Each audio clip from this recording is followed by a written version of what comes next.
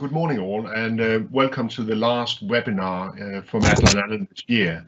It's very prudent when you come to the end of the year to look forward to the following year and say, okay, how do we plan for what come that may the next year? I think if we had all stood at the beginning of this year and tried to predict how the year would look like, we would all have been very wrong.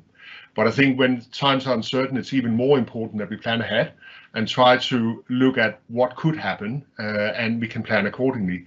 And that goes across both personal and business life.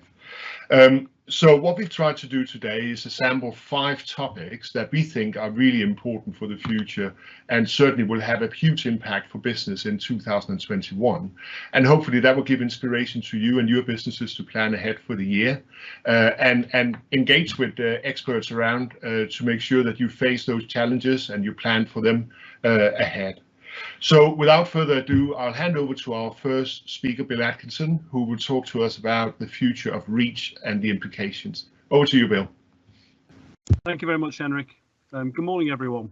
I'd like to talk to you today about a piece of legislation called REACH, which is the Registration, Evaluation, Authorisation and Restriction on Chemicals. It applies to chemical substances, anything that is manufactured or imported within the European Economic Area. So that's the EU member states plus Liechtenstein, Iceland, etc. So the current state of play is that this legislation applies to the UK because we're still in the transition period, as I'm sure you've all been hearing on the news. But we expect that transition period to end the end of this month, just in 3 weeks' time.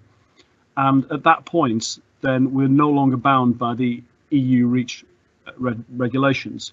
However, the UK government has indicated, and in fact has passed primary legislation through Parliament to replace the EU REACH regulation regime with an equivalent here in the UK. And we're calling that EU REACH, but in reality, actually, only applies to Britain, because Northern Ireland is now looking is going to remain part of EU REACH. So the implications for that can be quite significant, depending on where you either source chemicals from or supply chemicals to. There are also changes to the other legislation applying to chemicals as well, so notably the classification, level and packaging regulations, CLP. And there are others as well, but we obviously don't have time to go into all of the implications here at the moment. So at the end of the transition period, then, as I say, EU REACH doesn't apply, but UK REACH then comes into play.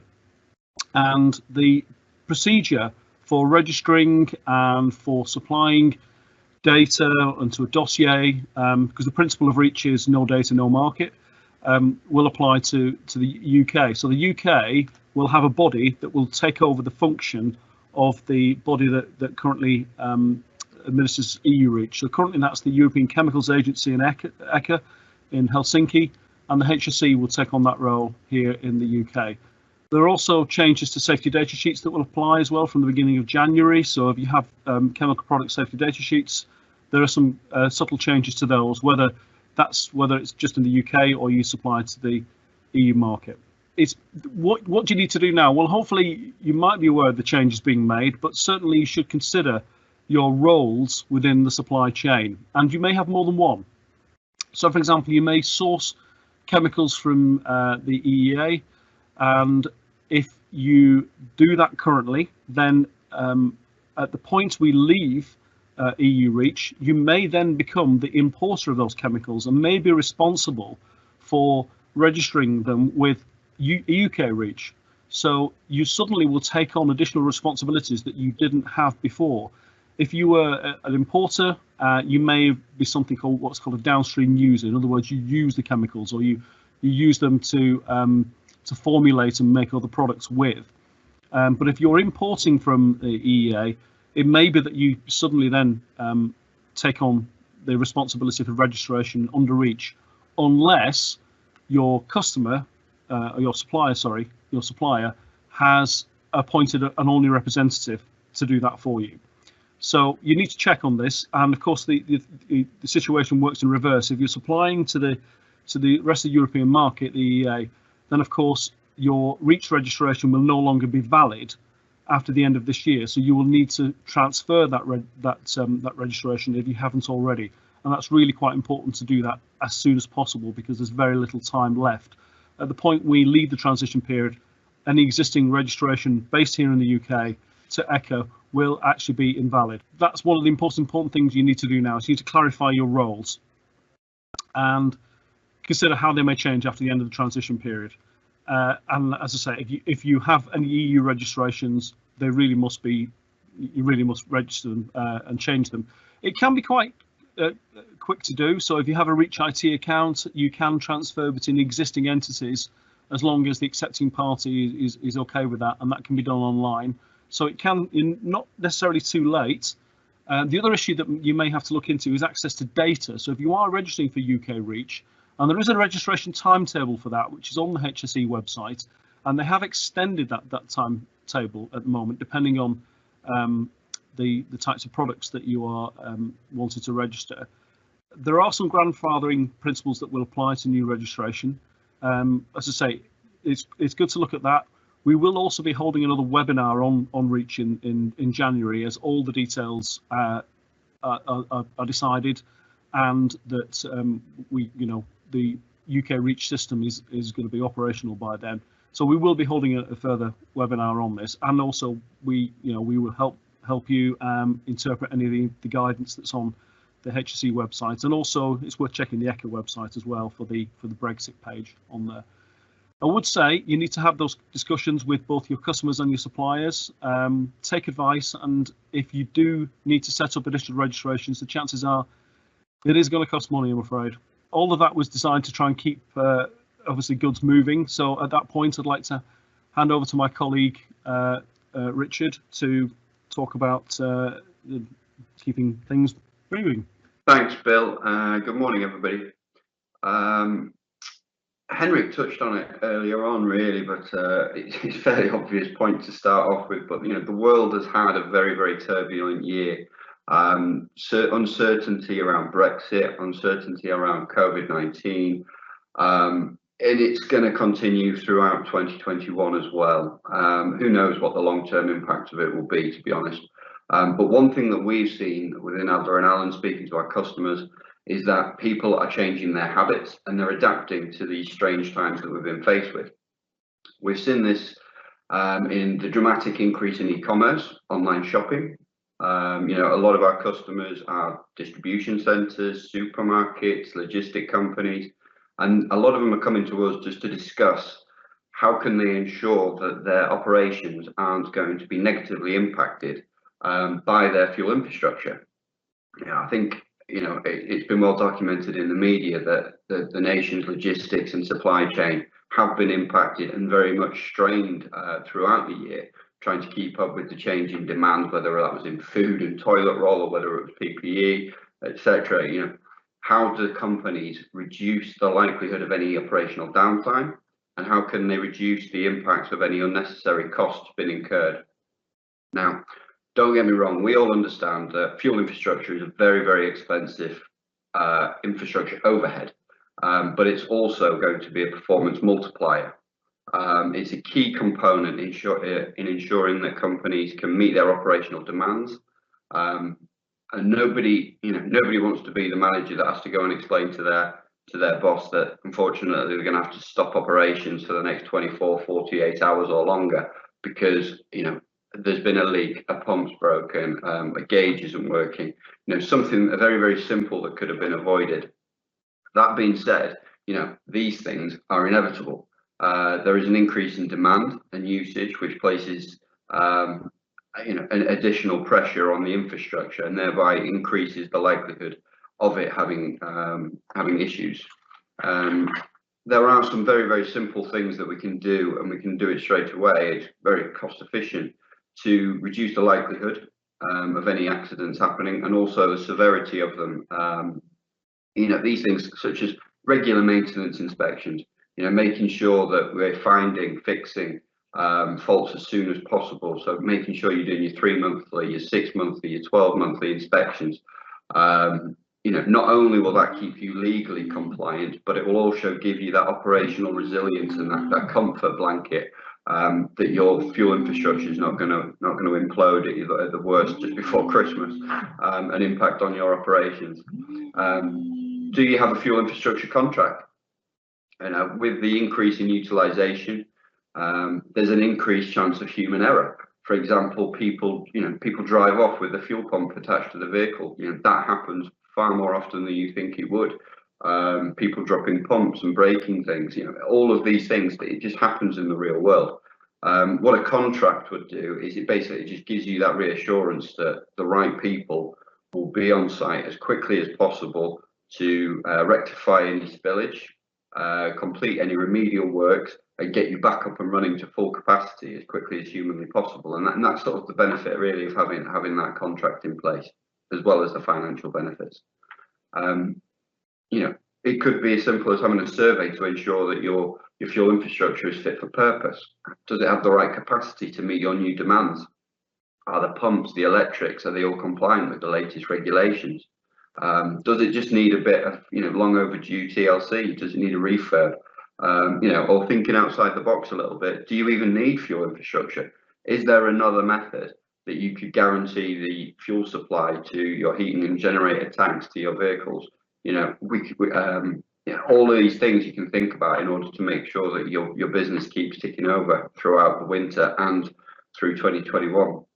I suppose in summary that the world is changing and the needs of the people are changing, and as a result the businesses that support us are adapting to those needs, and particularly within the logistics sector.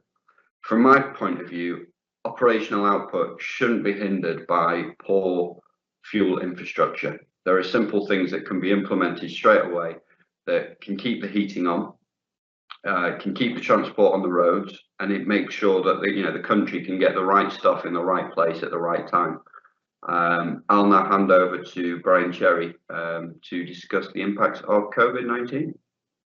Hi there, everybody. My name's Brian Cherry. I'm not here to predict what will happen to COVID-19 itself. I'll leave that to people who epidemiologists will hopefully come up with an answer for that. But what it has led to this year, it's the pandemic has had a number of impacts to businesses, whether that is operational impacts such as sites shutting down, whether it's overwhelming demand. We've had numerous supply chain issues, which from abroad and within the UK. From a staffing perspective, there's been furloughs and redundancies as people being off ill or self-isolating, changing the way we work with more people working from home. There's been knock-on effects for a number of businesses with cash flow issues, but in some cases the opposite effect and having overwhelming demand. And then there's all those impacts and changes to businesses mean that a lot of organisations from an operational and an HSE perspective have changed their focus in managing that immediate threat and focusing on what their core activities are and essential work, which is an understandable response to that. So I suppose what will happen in 2021? Well, I would imagine a lot of those challenges will continue, unfortunately, hopefully for a short period of time. But certainly whilst hopefully the vaccines take effect, etc., and things will start to come back to normal, but a lot of those challenges will roll over into at least probably the first quarter, maybe 6 months of this year and potentially further on. And I think the key thing with the focus, from my perspective, is that from an environmental risk area, is that environmental risks exist regardless of the pandemic. They were there before, they were there during, and they will be there afterwards. And within all those challenges that a business has faced, it's still important to ensure that your operations remain both compliant and reducing potential risk to the environment as far as you can. And all those impacts could lead to unintended consequences, all the changes in business. You could have an increased risk of leaks and spills on site. You could have critical infrastructure breakdown and the deterioration of site infrastructure over time. And that lack of focus on those key areas, I say, will have a direct effect on environmental risk. And that is still important. And with potential changes in legislation to come, that will also have a potential more of a legal focus to that and a legal requirement to make sure that you manage those more appropriately. And my colleague Matthew will take you further to chat about the Environment Bill. Thank you, Brian, for that. In order to unpick the legislation that's tied to the EU, continuing along the theme of Brexit, the UK are intending to introduce new overarching environmental legislation in 2022. Originally, it had been intended that this would have already gone through Parliament this year, but obviously the impact of COVID across government has been fairly significant and pushed that deadline out. So we're looking at how that may impact the next 12 months for businesses, and actually none of us could have predicted the year that we've had associated with the pandemic, and similarly it's hard to predict how the bill might shape the environmental legislation, because as yet the targets aren't set. What does it intend to do? It's the biggest overall change. Well, my take is that it's the biggest overall change in environmental legislation for a generation, and is designed to enhance biodiversity, tackle air pollution, improve water supplies, protect them from pollution, and transform how the UK manages its waste and resources. This is all geared towards the G20 net zero 2050 targets, and being more sustainable with how we manage the environment and our impacts on it.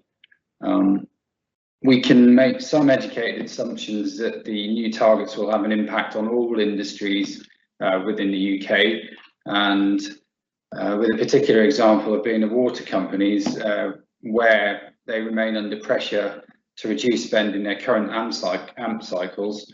We envisage that the bill is going to drive further requirements to maintain a higher level of environmental compliance, particularly for their impact on the water environment, for example. And this will drive further pressure on their budgets across their estate to maintain that compliance. Susan, next slide, please. How does that potentially impact the next 12 months for businesses? It's about understanding where your risks are, and this is something that Brian has touched upon from a point of view of COVID. The same can be referenced for the Environment Bill, really, because unless you really understand your estate, you're not going to really be able to know what impact the bill and more stringent guidance is going to have on your spending, for example, and proactively understanding those where the main issues lie, and in turn planning remedial maintenance or general maintenance programs for interceptors, for example, or bunds, or even just understanding what the impact of failures might be across your estate on the environment is the key over the next 12 months before the legislation comes into place in 2022. Now, it's obviously, we're predicting about what might happen, so it's very hard to kind of conceptualize this at this point, but we'd be happy to obviously take this further over the next 12 months. So I'm going to hand over to Mark now to talk about the EV charging. Hi, good morning, everyone. Yeah, just a quick finish on the future for EV charging. As you can see from the first comment there, if consumers rapidly adopt EV by 2030 deadline to stop selling petrol, then we need 4,000 charge points to be installed every day to keep up with the demands. So if you're looking at putting a charge point in, we need to understand, well, you need to understand first is what's the mindset of the EV user. Is he going to want to charge at home, charge like they are currently at the moment on the forecourt, charge when they're shopping? How will they look at charging? Slow, trickle charge, fast charges? So will they want to use a traditional forecourt type style, pull up, plug in, sit there for 45 minutes to an hour to have a coffee? Or would they rather charge the car while they are doing other activities, i.e. shopping, going to the restaurant, to the gym? So we need to start looking at planning different infrastructures. How can we cater for the EV charger? So as a business, what changes the way the things we do? Businesses and public sector organisations need to engage with qualified experts to install and maintain infrastructure, and make sure the electricians have got the right competencies to be installing these chargers. Especially if you're looking at forecourt installations, you need to look at the hazard zones for the chargers to be installed in. Maintenance, obviously you've got to start looking at different types of yearly checks, 6 monthly checks, and that then will fall in with all the other forecourt checks that you already currently have, you know, your yearly PPMs and that sort of thing. You need to have required different skills. So depending on where you're going to install the charger, how the charger is, it depends on what type of electrician or installer you require to fit it. You need to look at the position of the charge points. Are you going to just put it around the back of your around the back, or do you want to put it up front? Are you going to have it? Is it going to be like in the corner, like by the car wash, or do you want it right next to the front door so people can come in and get coffees? And then obviously Adler and Allan, we will continue to service the traditional hydrocarbons infrastructure at the same time as through to the EV chargers. EV chargers are becoming a big thing at the moment. We've seen the adverts for Shell where they're going to open their first non-hydrocarbon site. And there's another one open I've just seen in Essex where they have a restaurant and the gym and all these different things. So when you go there, you can plug in and then have your lunch. So it is a big thing, and a lot of people are looking. I think 2021 could be a big year for EV chargers, and you can see them popping up everywhere, from work areas to more forecourts. So we'll have to just wait and see. But on that note, I will hand back to Henrik to bring this webinar to an end. Thank you, Mark. So I hope that this has provided you a little bit of a flavor what we think, you know, are the pertinent points for 2021 as we come to a close. And we very much look forward to interact with you over the new year of the challenges that you face in your business and how we can assist you facing those challenges and make sure that your business continue to be successful. There's no doubt that there are challenges out there, but I think there's plenty of solutions as well that can be applied, and we certainly look forward to that. So on that note, I'll take the opportunity to wish you all the best for 2021 and hand over to Susan for the Q&A for the close of this webinar. Thank you, Henrik. We'll now go to our Q&A. Our first question: what are the likely impacts that the proposed environmental bill will have on businesses? This one is for you, Matt. Thanks, Susan. Impacts on businesses. Well, it's multifaceted, as it's going to enshrine all of kind of existing environmental legislation. For example, budgeting for compliance requirements associated with your foul water outfalls from sites or surface water outfalls. How are they going to be managed? What impact your site may have on the surrounding environment? Are there any unknowns on your sites? Do you, when I say unknowns, the unknown nature of the legislation for one, and the unknown nature of your sites can obviously cause a problem to yourself as well. So I suppose further on from the slides we discussed before, it's about understanding your site in greater depth and the impact that might have, and then being able to set out how you might comply with any future legislation, being more stringent. But it's all about being proactive, really, at this stage over the next 12 months and getting a good understanding, and then taking it further over 2022. So yeah, happy to discuss it further if needs be, really. Thanks, Matt. Our second question is, will I need an EU address on my labels for products I export into the EU? Bill, this one's for you. Thanks, Susan. The short answer is unfortunately yes.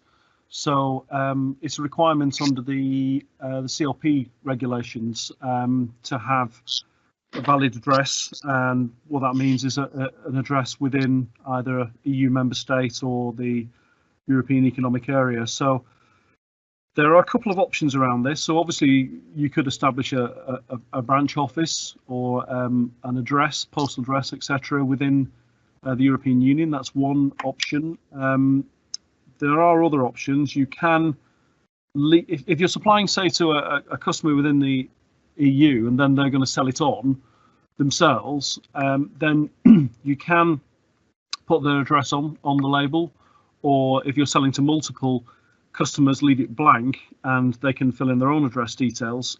However, there are implications of that, which are that the entity that's putting the address on will become legally responsible for notification, etc. under the CLP. You've also got the issue about addresses on safety data sheets as well. As a similar issue there, really. So, but the short answer is unfortunately yes. Thanks, Paul. Our last question is for Brian, and the question is: do I need to do an environmental audit, or how will an environmental audit help me when the new bill comes out? Hi, thanks, Susan. Good question. Obviously, Matthew has discussed about the Environment Bill. You know, it's important now to understand what your environmental risks are. The Environment Bill that's coming in is going to provide legal requirements to make environmental improvements, and therefore that will then pass on even a greater focus onto businesses and what they can do. So an environmental risk audit will pick out what sensitive features are in the area that your businesses could impact, and the likelihood and the ways in which those impacts could occur. And then by doing, until you understand what that risk is and what the potential impacts could be, then it's very hard to put into place mitigation measures to reduce, to either eliminate or reduce the risk of impact. And similarly, anything that you can build up from that environmental risk audit will then feed into any spill response plans or any spill response contracts that you may have, which are equally important in the event that the worst happens. Thanks, Brian. I'd like to thank everybody I'd like to thank all the presenters for their time today and for everyone that's watched it. We hope that it's been valuable. A recording of this webinar will be shared with you this week. And if you have any further questions, please contact the team directly. Their contact details are on the screen. And please keep a lookout for our upcoming webinars, and we hope to see you there.